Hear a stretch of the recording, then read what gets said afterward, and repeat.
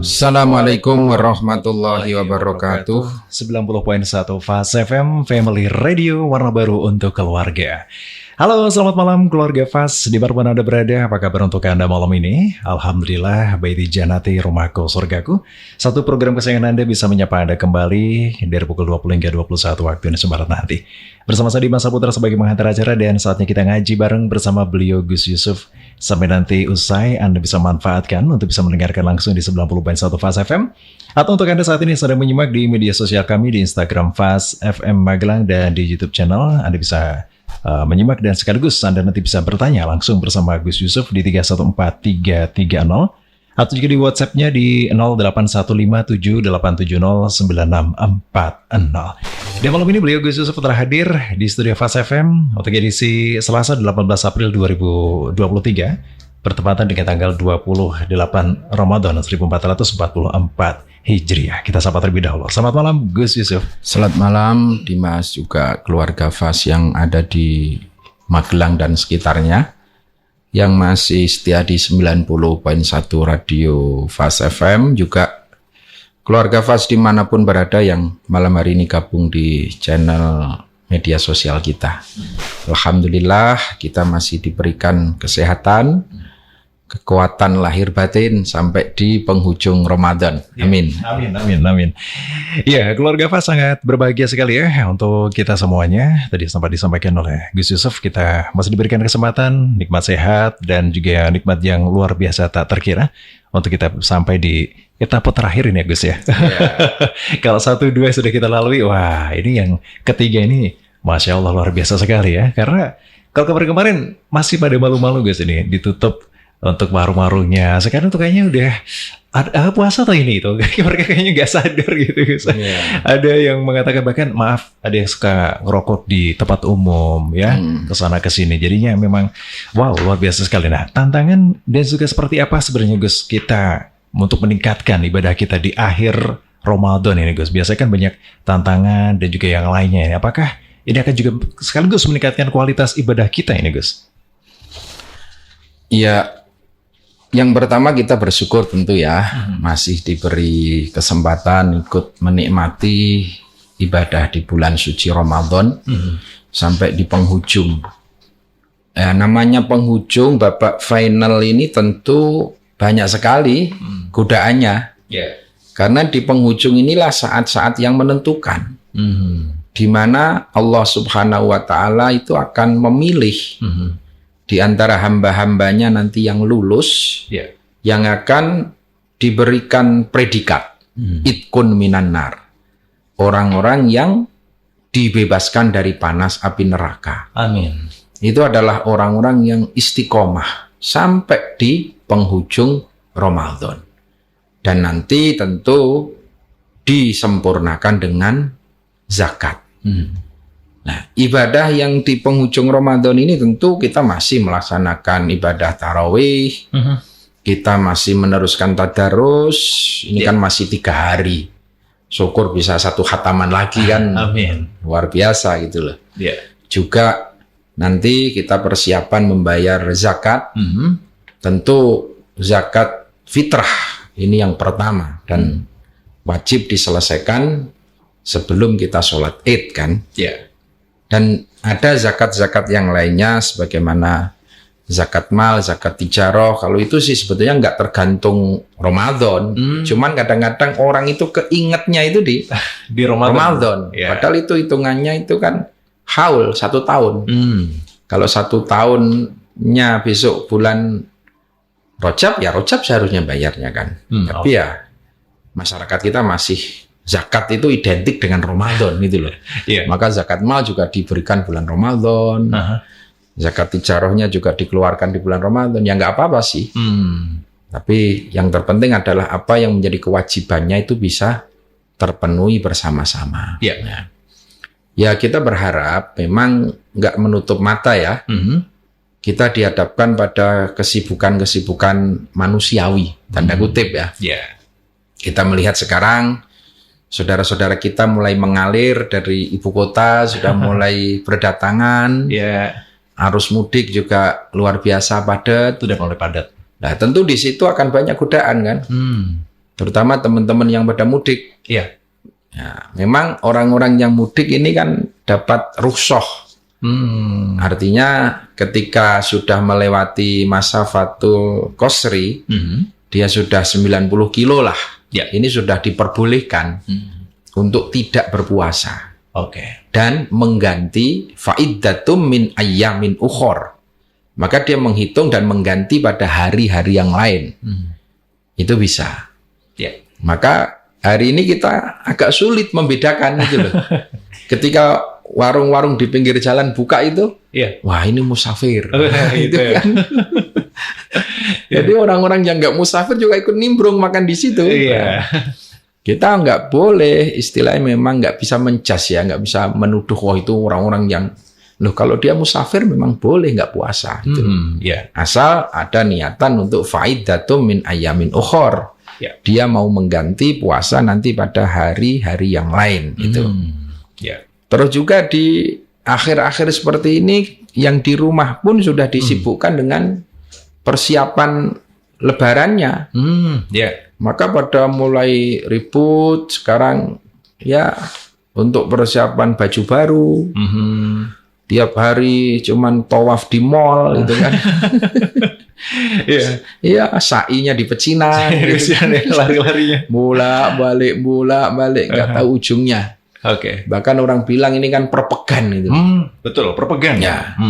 Nah, ketika perpegan itu dimulai sejak pagi hari, maka tentu itu membutuhkan energi yang luar biasa dan godaannya pasti luar biasa. Kalau kita di pasar, kita diem sejenak aja sudah es tehnya lewat depan mata, bakso lewat depan mata. Ini kalau kita nggak kuat, ya rugi lah. Kita sudah berpuasa, kita sudah menjaga ibadah dari awal sampai akhir, kok di penghujung. Padahal hitungannya kan di penghujung apapun itu. Meskipun awalnya bagus, kalau penghujungnya jelek, ya awal yang ibadah yang pertama ini kan ya eman-eman lah. Karena tadi proses seleksi itu di ujung. Allah itu akan apa ya? Bahasanya Jawa itu ngiteri nek cara ngayak. Memfilter. Itu di penghujung Ramadan itu loh. Maka sekali lagi lah. Boleh kok Anda tetap di pasar, wah ini pas perpegan rame-rame, enggak apa-apa. Pagi berangkat ke pasar, tapi asal tetap dijaga. Dijaga puasanya, dijaga amaliyahnya. Di pasar pun kita masih bisa mungkin dengan wirid tanpa harus membaca Al-Quran, tetap kita sholawatan sambil nunggu dagangan, sambil melayani, kita tetap zikir, itu juga masih bisa kita menambah pahala. Dan saya yakin ketika kita dalam situasi seperti itu, insya Allah pahalanya juga akan dilipat gandakan. Amin. Karena apapun begini, Dimas. Al-ujroh biqadri ta'ab. Allah itu akan memberikan pahala, Allah itu akan memberikan derajat, pangkat, kemuliaan biqadri ta'ab. Itu akan dilihat seberapa tingkat kesulitannya. Orang yang berpuasa hanya tidur di rumah. Dengan yang berpuasa tetap bekerja di pasar. Insya Allah pahalanya gedean yang di pasar. Amin. Karena di situ banyak godaannya, banyak tantangannya. Tapi kalau yang hanya tidur di rumah, ya dapat pahala. Tapi ya segitu-gitu aja. Nggak istimewa gitu kan. Apalagi kalau yang mudik ini, didera kemacetan kok dia masih bertahan puasa. Wah, keren ini ya. Tidak batalin di jalan. Ya. Ini pahalanya, apalagi di tengah kemacetan itu kadang-kadang kan emosi. Nah, ini kan kalau dia bisa menjaga emosinya, ya maka insya Allah puasanya akan sempurna gitu loh. Tapi meskipun dia nggak makan, nggak minum, tapi marah-marah bawaannya.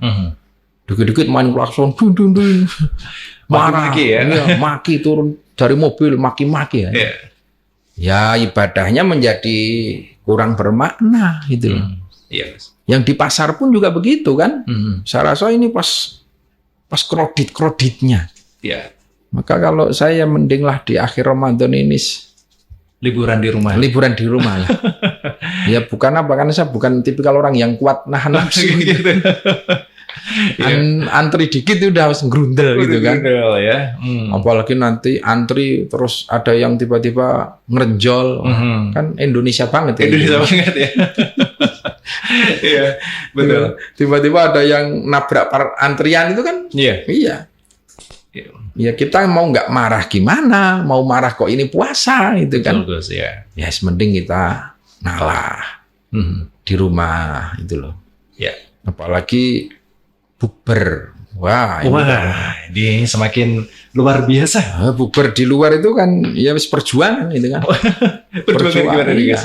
Perjuangan kalau nggak reservasi dulu itu nggak dapat table. iya, ngantrinya bisa setengah jam, 1 jam gitu. Maka saya sering ngomong ke anak-anak, udah makan di rumah aja. Nanti kalau mau keluar setelah habis taraweh itu kan udah longgar, udah nggak keburu-buru, nggak kemerungsung gitu kan.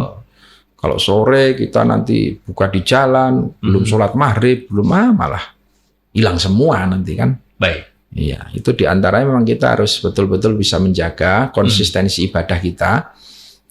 Jangan sampai kalau Anda sudah terbiasa taraweh di soft depan, jangan sampai nanti malaikat bingung mencari Anda gitu. Ini yang mana yang kok hilang orang yang kemarin taraweh di depan. Nah, kalau nanti di stabilo di delete itu kan wah sayang ya, rugi kita, rugi. Padahal yang di soft depan kemarin sedang siaran itu guys. Waduh, nanti tambah lagi lah malamnya gitu ya. Ya, terus yang biasa malam tahajud bangun ini kan diabsen lagi gitu. Diabsen lagi. Maka ini 3 hari ini kita harus betul-betul jaga konsistensi amaliyah ibadah kita dan juga hawa nafsu kita agar kita terjaga tidak terbawa emosi dan lain sebagainya gitu kan. Nah, ini kan juga yang hari ini menjadi pertanyaan banyak orang, lebarannya kapan? Ya, itu dia. Saya jawab lebarannya sama, tanggal 1 Syawal. Wah, tanggal 1 Syawal. Nggak ada yang berbeda. Mau NU lah, mau Muhammadiyah lah, itu lebarannya tetap tanggal 1 Syawal. Gitu kan? Ya. Oke. Tapi kemarin sudah ada yang mendapatkan informasi bahwasanya NU dan Muhammadiyah sepakat tanggal 21 April, guys. Hari Kartini tapi. Iya. Sebagai hari Kartini. Tadi kalau lebaran tetap tanggal 1 Syawal ya, guys. Iya, lebarannya udah sepakat kita. Tanggal 1 Syawal. Baik. Kalau mau yang hari Jumat atau hari Sabtu, nah itu monggo. Karena punya pendekatan yang memang berbeda. Teman-teman Muhammadiyah ini punya pendekatan dengan hisab. Hisab itu hitung-hitungan semacam kayak matematika lah. Dengan hitung-hitungan kalender, bulan gitu kan. Dan itu memang ada dalilnya itu loh. Ada dalilnya itu loh. Sementara kita yang NU itu pendekatannya langsung ru'yatul hilal. Ru'yatul hilal. Karena memang kita juga berdasarkan Rasulullah perintahnya seperti itu. Melihat kepada hilal, kalau tidak kelihatan hilalnya, ya sempurnakan menjadi 30 hari. Maka bagi NU dan mayoritas, tidak hanya NU saja kan, beberapa juga jamiah-jamiah yang lain, maka pemerintah dalam hari ini mengakomodir ru'yatul hilal, maka ada sidang isbat, penetapan 1 Syawal. Nah itu dilaksanakan besok di penghujung ada rapat khusus di Kementerian Agama. Ya, dari situlah akan mengambil pemerintah secara resmi mengumumkan Idul Fitri setelah sidang isbat. Itu yang dipakai oleh pemerintah. Dalam hal ini ketepatan kok sepakat dengan polanya NU. Ketepatan aja gitu kan.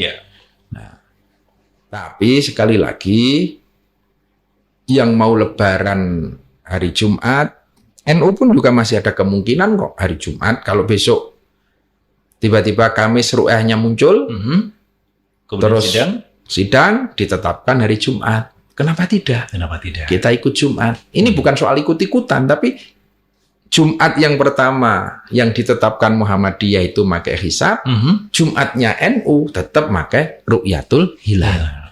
Tapi kalau sampai besok Kamis, ru'yah ini tidak muncul, tidak terlihat dalam hitungan derajat yang memang sudah disepakati, ya maka NU dalam hal ini akan menyempurnakan menjadi 30 hari. Berarti 1 Syawalnya NU hari Sabtu. Nggak masalah gitu loh. Teman-teman Muhammadiyah biar lebaran dulu, dan negara dalam hal ini juga wajib memfasilitasi. Kita juga dengar katanya ada satu daerah yang tidak memperbolehkan, Tidak mengizinkan sholat Id di lapangan tertentu hari Jumat. Ini ya menurut saya kurang pas, karena apapun negara harus tetap memfasilitasi. Memfasilitasi yang mau hari Jumat ya monggo. Yang kita umpamanya ini, saya belum berani ngomong, ini umpamanya kita hari Sabtu ya tetap pemerintah juga memfasilitasi yang hari Sabtu gitu loh. Dan ini bukan pengalaman pertama kan? Gus. Kita sudah berkali-kali, beda lebarannya juga nggak masalah, nggak problem gitu loh. Nah, yang terpenting sebetulnya kan ini soal zakat fitrahnya, soal tasyreknya itu loh. Karena ada yang nyoba-nyoba, gimana kalau kita itu Gus, sholat lebarannya ikut hari Jumat, kita udah nggak puasa, tapi karena daerah saya itu mayoritas NU, saya sholat Idnya ikut dari Sabtu. Ini akal-akalan nih jangan-jangan ya. Atau sebaliknya. Gimana? Sebaliknya, ada yang temen di lingkungan Muhammadiyah. Wah, saya nggak enak. Saya tetap sholat Id hari Jumat, tapi puasa. Oh gitu. Terus makanya saya bukannya tetap ikut yang hari Sabtu. Tapi karena di daerah saya udah nggak ada yang sholat Id hari Sabtu ya, saya sholatnya ikut Jumat, Gus. Gimana ini? Pada bingung ini ya? Ini nggak bisa. Kalau model kayak gitu itu, ya udah, jenengan tentuin aja. Jenengan mantep dengan hisab, ya Jumat, Anda harus, yang terpenting itu adalah soal bayar fitrahnya. Zakat fitrahnya itu. Segera dibayar, karena zakat fitrah itu ada waktu wajib, ada waktu sunnah, waktu makruhat, itu kan. Nah, waktu wajib itu ya sebelum kita berangkat sholat Id, itu loh. Kalau sudah sholat Id, kita baru bayar, itu sudah ke makruhat, itu loh. Baik. Nah, waktu sekarang ini kan waktu-waktu sunnah, itu lah. Mendahulukan lebih baik, gitu kan. Nah, kok tiba-tiba jenengan meyakini ibadahnya 1 Syawalnya Jumat, tapi membayar zakatnya hari Sabtu, nggak bisa. Dan ini soal tasrek. Tasrek itu apa? Hari Idul Fitri 1 Syawal itu adalah hari yang diharamkan untuk berpuasa. Haram berpuasa. Karena apa? Itu adalah hari-harinya diafah. Diafah itu maknanya adalah suguhan. Begitu. Ketika Allah memberikan suguhan kepada hamba-hambanya, maka haram berpuasa. Nah, kalau Anda meyakini 1 Syawalnya itu hari Jumat, kok Anda masih berpuasa? Maka Anda nggak melanggar aturan itu. Kalau Anda sudah yakin hari Jumat puasa, ya udah. Hari Jumat Lebaran ya udah, sholat Id, bayar zakat Jumat, dan Jumat nggak usah puasa. Kalau meyakini itu ya. Kalau meyakini itu.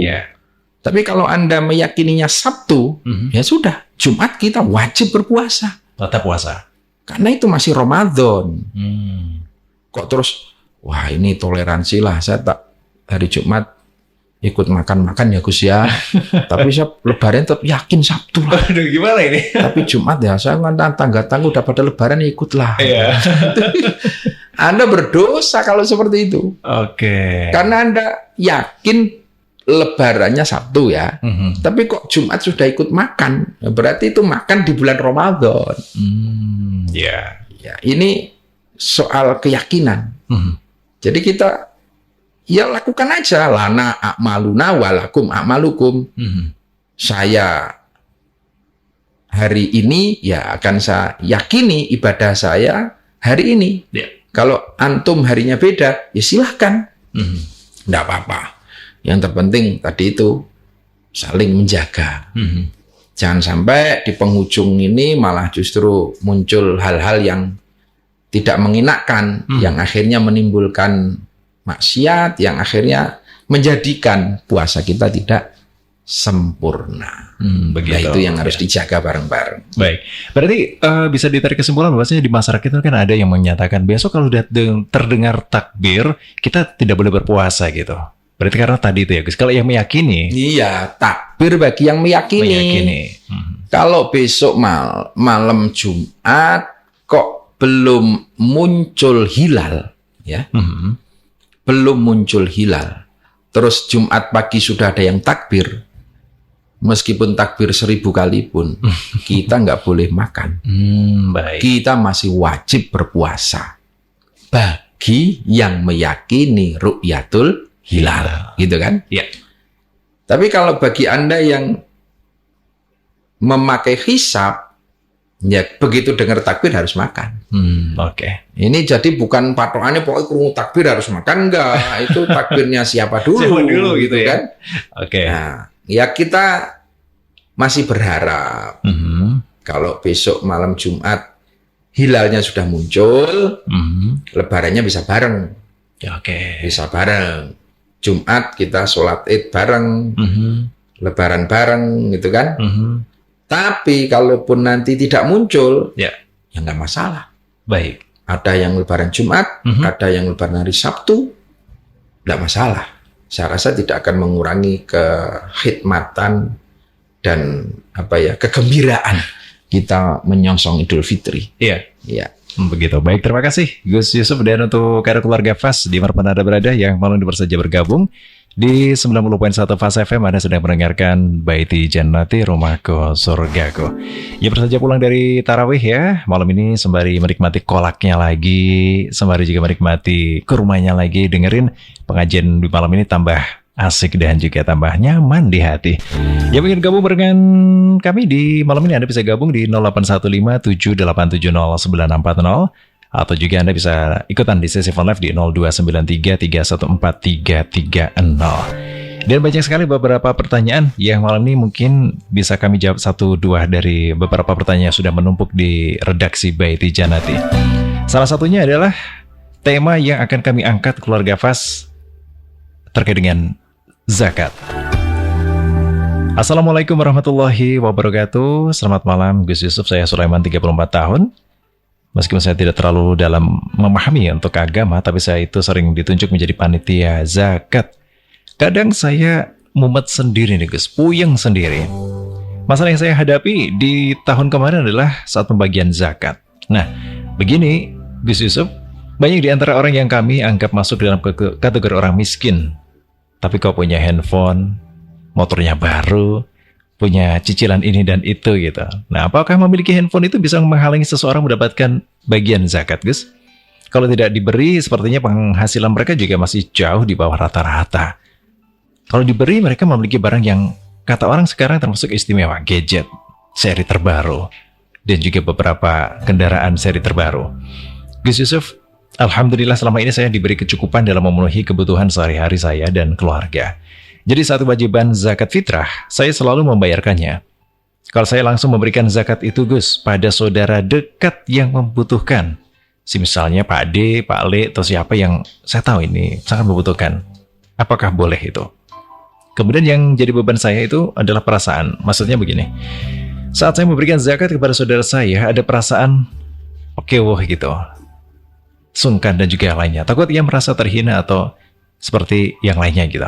Nah, dari itu saja, saya minta Gus Yusuf berkenan memberikan bahasa yang bijak agar saya dapat melaksanakan juga dengan nyaman. Baik kata-kata yang seperti apa, ungkapan dan juga perasaan saudara saya agar tetap terjaga. Terima kasih atas nasihat dari Gus Yusuf. Semoga senantiasa diberikan kesehatan. Dari Sulaiman di Purworejo. Assalamualaikum warahmatullahi wabarakatuh.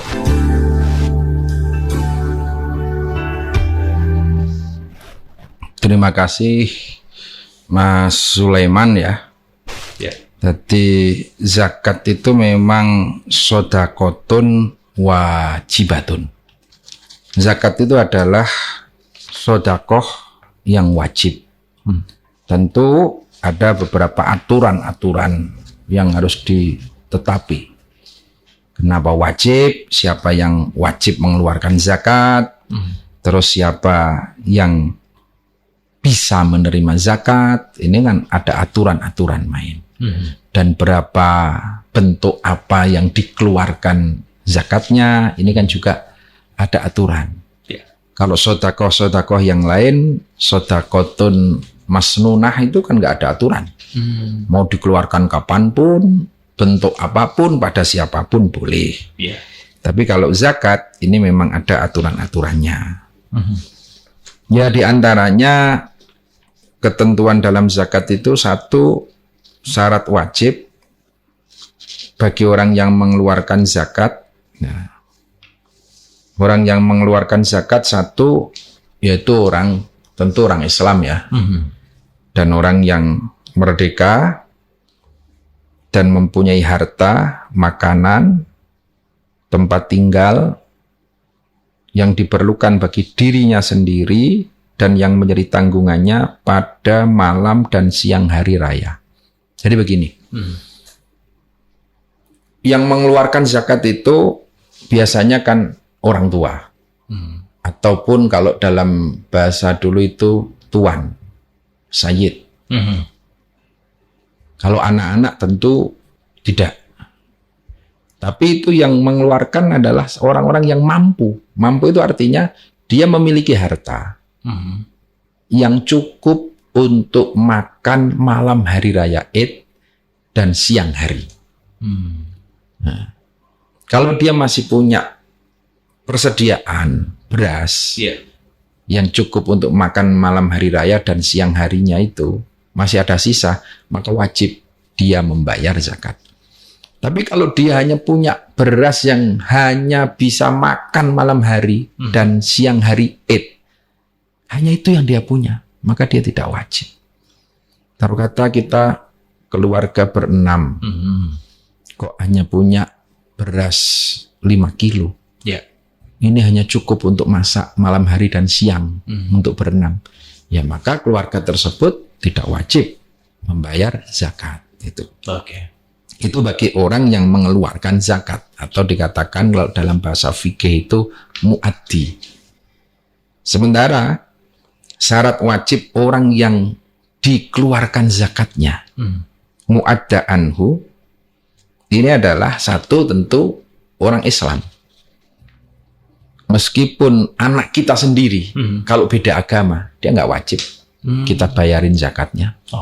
Itu kan? Yang kedua, menemui waktu wajibnya mengeluarkan zakat, yakni menemui sebagian bulan Ramadan dan bulan Syawal.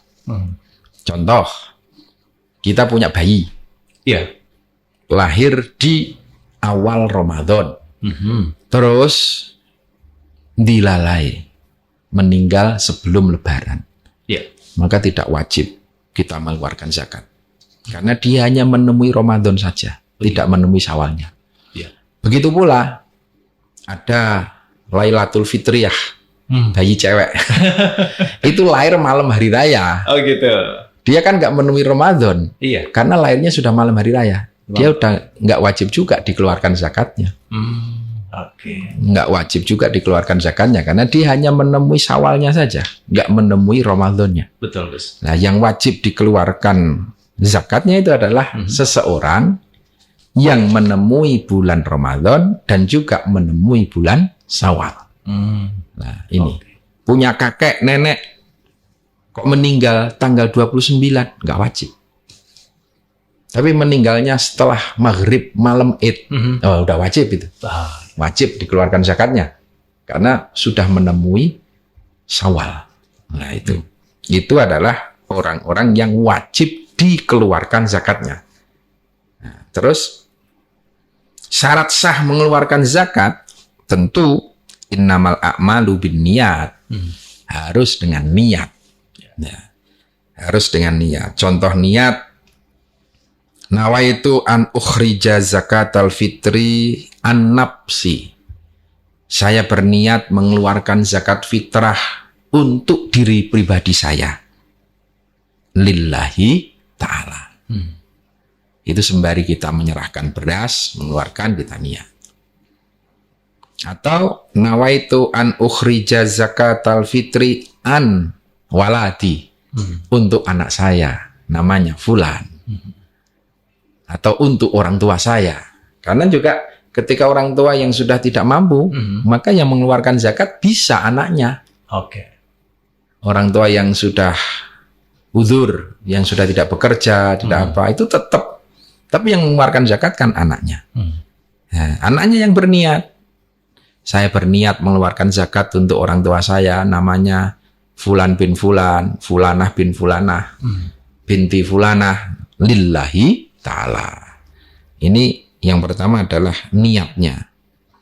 Niatnya. Terus juga yang kedua, zakat itu bisa diberikan kepada panitia atau bisa langsung diberikan kepada mustahik. Dan juga zakat harus, kalau menurut Syafi'iyah, harus berupa bahan makanan pokok.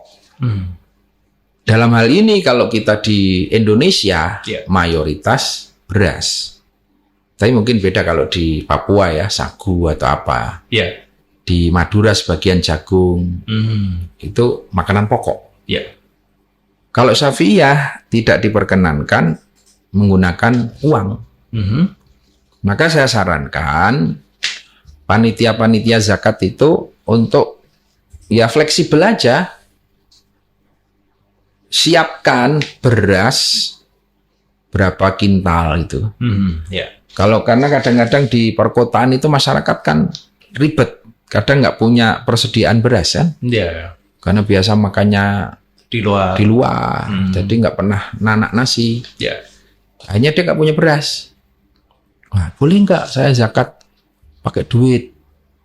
Nah, kalau kita tolak, itu juga nggak pas, gitu kan? Ya, maka boleh. Caranya bagaimana?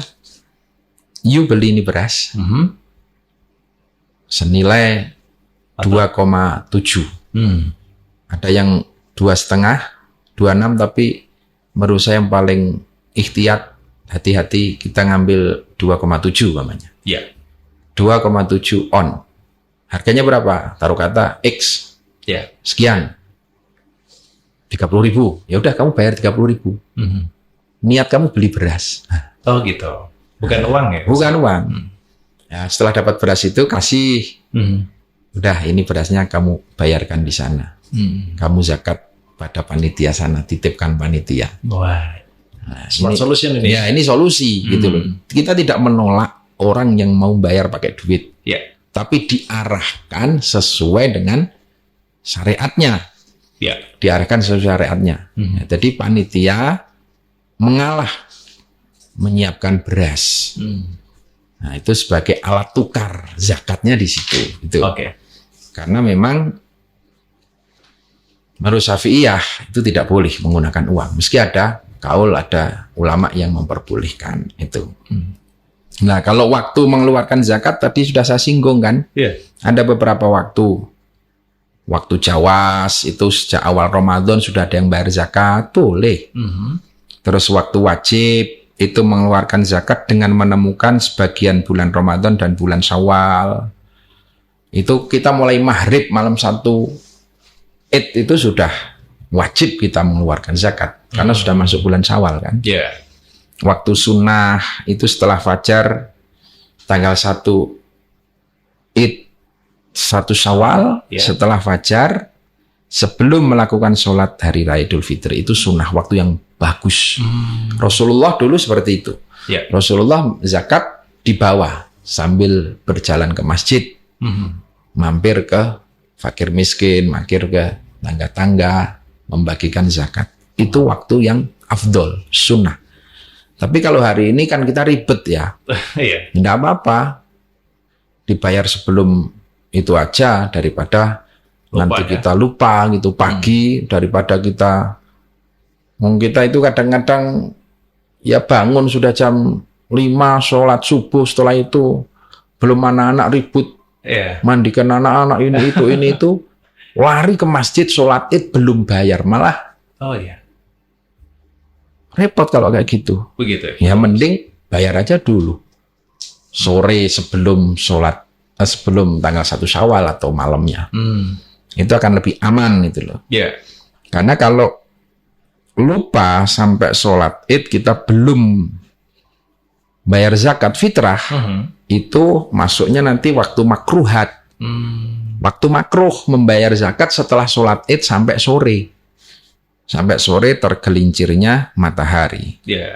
Kalau sampai malam tanggal 1 kok belum bayar lagi, masuk waktu haram. Nah, itu yang tadi saya sampaikan.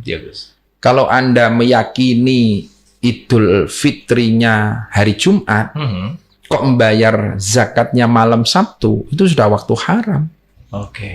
Bayar zakatnya hari Sabtu, haram. Kalau Anda meyakini Idul Fitrinya Jumat, ya harus Jumat.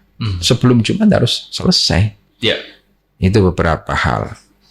Terus juga yang tadi disampaikan soal siapa yang bisa menerima zakat, gitu kan? Ya, itu asnaf itu satu adalah fuqara. Orang-orang fakir adalah orang yang tidak mempunyai harta atau pekerjaan yang bisa mencukupi kebutuhan pokok makanan, pakaian, tempat tinggal. Ya, seperti seseorang yang setiap harinya, dia itu membutuhkan penghasilan 10.000, nah tapi dia setiap hari hanya dia bisa menghasilkan 4.000, maka dia masih kurang kan, masih kurang dari apa yang dia butuhkan setiap harinya.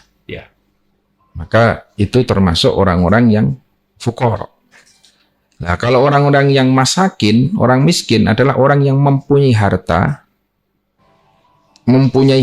Kalau yang tadi orang yang tidak mempunyai harta. Kalau yang fuqara tadi itu lebih lagi, yang tidak mempunyai harta, tidak mempunyai pekerjaan sama sekali. Ya, tidak mempunyai harta, tidak mempunyai pekerjaan sama sekali, itu fuqara. Nah, kalau yang tadi yang tadi saya sebutkan itu adalah yang masakin. Dia punya pekerjaan, tapi tidak cukup hasilnya. Gitu. Tidak cukup hasilnya. Kalau yang fuqara tadi kan tidak punya pekerjaan. Tidak punya pekerjaan, tidak punya penghasilan. Itu boleh dikasih zakat. Kalau masakin itu punya pekerjaan tetapi tidak mencukupi. Gitu.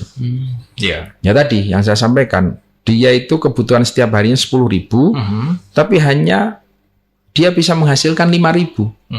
Kurang ya? Kurang gitu loh. Nah, itu bisa kita kasih zakat.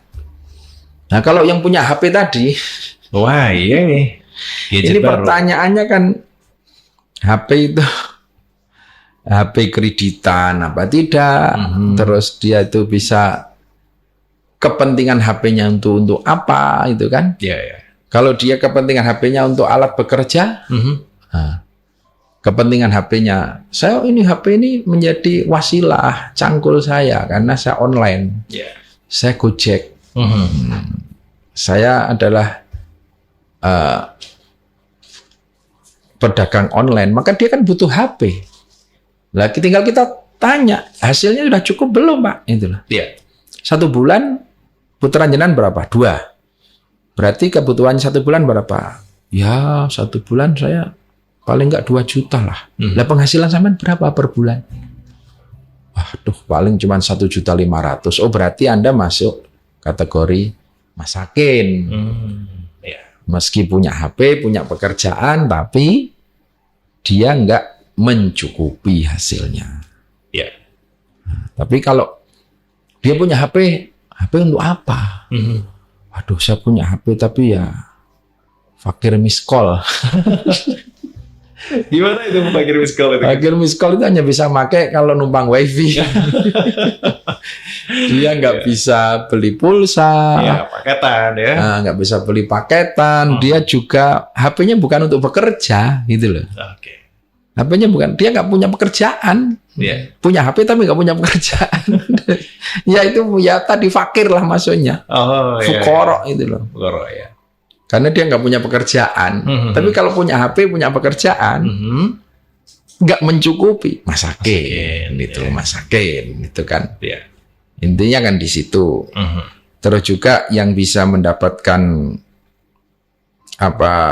zakat itu amil, orang yang mengurusi zakat. Lah, ini kadang ada perbedaan pendapat. Kalau menurut fikih, amil itu adalah orang yang memang disiapkan oleh negara. Amil ya. Iya. Orang yang sudah tersertifikasi bahasanya. Paham ilmu-ilmu zakat, setelah itu dapat SK dari kerajaan. Kalau dalam kitab seperti itu. SK kerajaan dalam hal ini, kalau di sini ya amir ya presiden. SK presiden atau SK gubernur atau SK bupati, pemimpin tertinggi di daerah. Kalau tanpa SK, itu namanya bukan amil, tapi panitia zakat. Kalau panitia itu nggak boleh ngambil zakat dan nggak mendapat bagian. Tidak dapat bagian zakat panitia. Kalau panitia itu hanya mendapat ujroh. Ujroh itu ongkos. Ujroh itu adalah semacam insentif. Taruh kata uang lelah gitu ya. Ya, uang lelah. Masjid bentuk panitia. Maka kasih dong ujroh, ambilkan dari kas masjid. Boleh itu guys? Boleh. Bukan dari zakat. Bukan dari zakat. Karena dia bukan termasuk amil. Bukan termasuk amil. Berbeda kalau panitianya itu orang nggak mampu. Nah, dia dapat, tapi bukan dari unsur panitiaan, tapi unsur fukoronya atau unsur masakinnya. Nah, itu yang harus dipahami gitu loh. Terus juga yang bisa dapat zakat lagi adalah mu'allaf. Mu'allafatu qulubuhum. Orang-orang yang masih harus kita jaga hatinya. Itu adalah orang-orang yang imannya masih lemah. Begitu. Orang yang baru masuk Islam, agar dia kuat dan merasa dilindungi oleh saudara-saudaranya, maka dia perlu kita kasih zakat. Agar dia semakin kuat keimanannya. Gitu loh. Nah, mu'alaf, terus amil, terus juga ada sabilillah. Orang-orang yang berjuang di jalan Allah. Orang-orang yang berjuang di jalan Allah. Ya, kalau di situ orang berjuang di jalan Allah adalah relawan. Dia berjuang perang, tapi tidak mendapat gaji.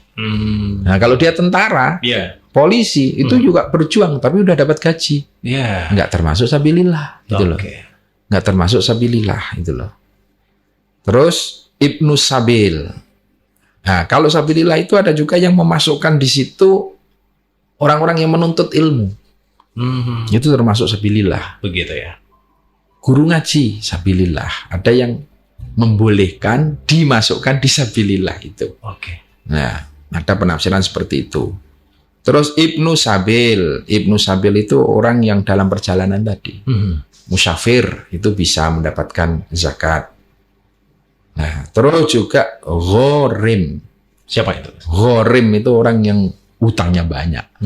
Nah, utangnya banyak ya? Ya.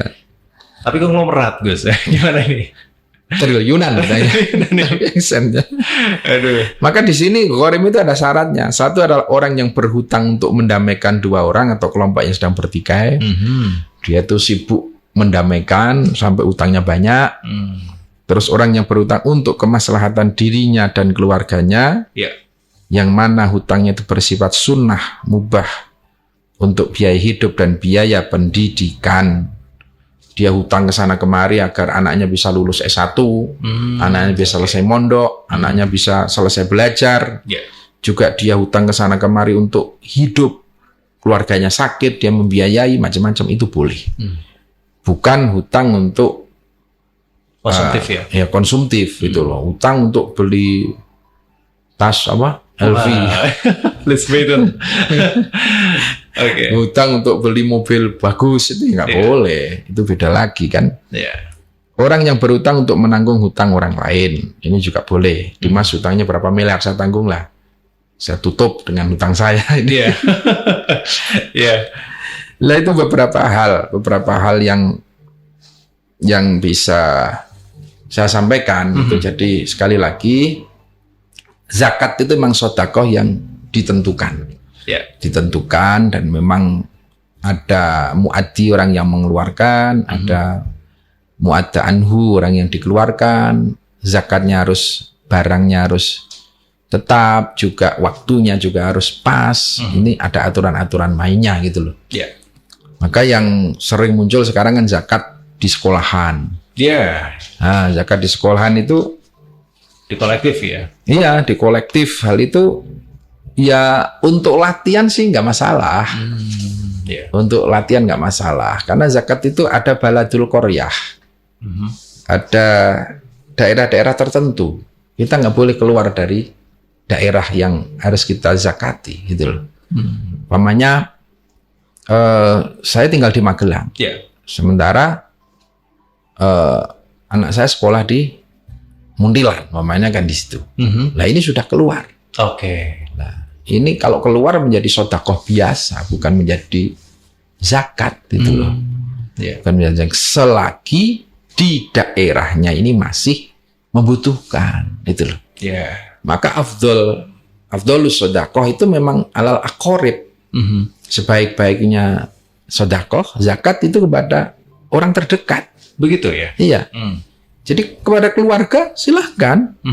Keluarga di luar tanggungan loh. Di luar tanggungan? Di luar tanggungan setiap hari. Saya punya Pak D kok kurang mampu, kasihkan ke Pak D. Punya Pak Leknya kurang mampu, kasihkan ke Pak Lek. Punya kakak, punya adik yang sudah berumah tangga sendiri, kok kurang mampu, kasihkan pada keluarganya. Itu afdolus sedekah alal aqarib. Dan itu pahalanya double. Satu dapat pahala sedekah, yang kedua dapat pahala silaturahim, menyambung persaudaraan. Nah, baru kalau nanti keluarga kita sudah tercukupi, ke tangga. Tetangga satu RT. Satu RT sudah tercukupi, satu RW.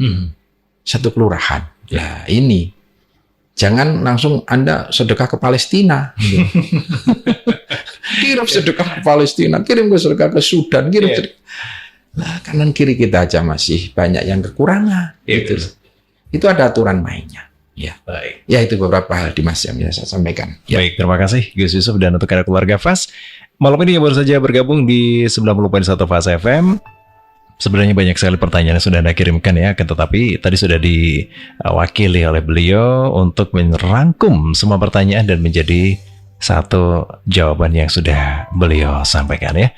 Atau ada yang belum menyimak dari awal tadi, Anda bisa mendengarkan kembali besok insya Allah di hari Jumat ya. Karena tidak lebaran gitu catatannya. Ya, Anda bisa mendengarkan kembali Beti Janati di hari Jumat pada pukul 10.30 waktu Indonesia Barat. Atau kan yang bergabung di malam ini, kita dengarkan dulu closing statement dari Gus Yusuf. Keluarga FAS yang dimuliakan oleh Allah, sekali lagi mari kita jaga konsistensi ibadah kita, keistiqomahan ibadah kita di penghujung Ramadan ini. Semua kita bisa semakin istiqomah. Amin. Kita bisa semakin fokus agar kita termasuk hamba-hamba Allah yang terpilih. Amin. Lulus dalam 1 bulan Ramadan ini menjadi orang-orang yang itqun minan nar. Orang-orang yang mendapatkan ampunan dari Allah, mendapatkan rahmat dari Allah. Dan ujungnya adalah termasuk orang-orang yang dibebaskan dari panas api neraka. Amin. Allahumma amin. Demikian keluarga FAS, kita pamit Dimas. Terima kasih Gus Yusuf dan untuk ada keluarga FAS dimanapun Anda berada, ya sudah mendengarkan di 90.1 FAS FM atau di media sosial. Kami mewakili dari redaksi Beti Janati juga mengucapkan selamat menyongsong Idul Fitri 1444 Hijriah. Mohon maaf dan batin, selamat malam, selamat istirahat dan Assalamualaikum warahmatullahi wabarakatuh.